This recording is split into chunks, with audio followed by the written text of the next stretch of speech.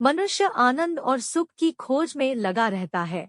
इस आनंद के स्रोत से रूबरू होने के लिए जरूरी है कि मनुष्य अपने भीतर जो अमृत घट विद्यमान है उस पर पड़े आवरण को हटाए। इसके लिए जरूरी है कि हमारा व्यवहार अच्छा, मधुर और सुखद हो। व्यवहार और संबंधों के प्रति एक सकारात्मक दृष्टिकोण एवं सौहार्द जरूरी है।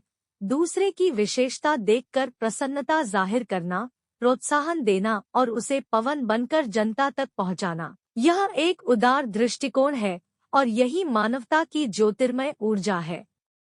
मानवता का दीप बुझ जाता है तो अंधकार का राज हो जाता है।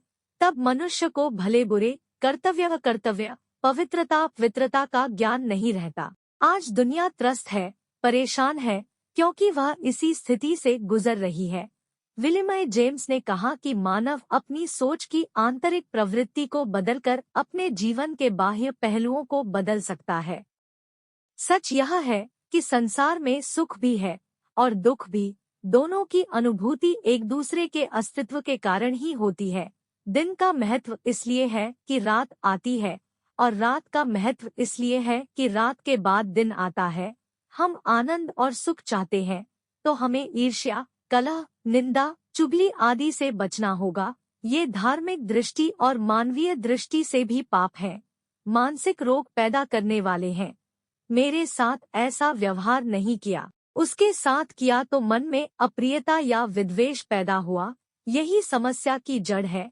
इसीलिए रॉबर्ट ब्राउन ने कहा कि छोटी छोटी बातों में आनंद खोजना चाहिए, क्योंकि एक दिन ऐसा आएगा जब आप पिछले जीवन के बारे में सोचेंगे तो पाएंगे कि वे कितनी बड़ी बातें थी।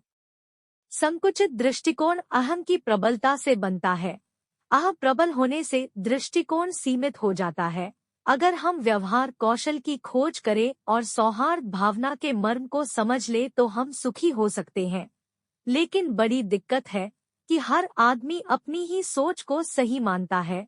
कहीं कोई अपने आग्रह को ढीला नहीं छोड़ता, औरों की बात को आदर नहीं देता। यही मेरापन और अहंकार आदमी को सुख से वंचित करता है। यही वजह है कि औरों के सुझाव, सीख, आज्ञा, प्रेरणा, उपदेश सभी अच्छे होते हुए भी हमारे लिए उनका कोई मूल्य नहीं। न तो अपने अस्तित्व की सीमा को छोटा कर सकते हैं और न औरों के एहसानमंद होकर जी सकते हैं। बड़प्पन की ऐसी मनोवृत्ति अहम को झुकाती नहीं, जबकि सौहार्द भावना हमें झुकना सिखाती है। एरिक फ्राम ने इसीलिए कहा कि जीवन में मानव का मुख्य कार्य स्वयं का सृजन करना है। वह बनना जिसकी उसमें संभाव्यता है। उसके प्रयास का सबसे महत्वपूर्ण उत्पाद उसका स्वयं का व्यक्तित्व होता है।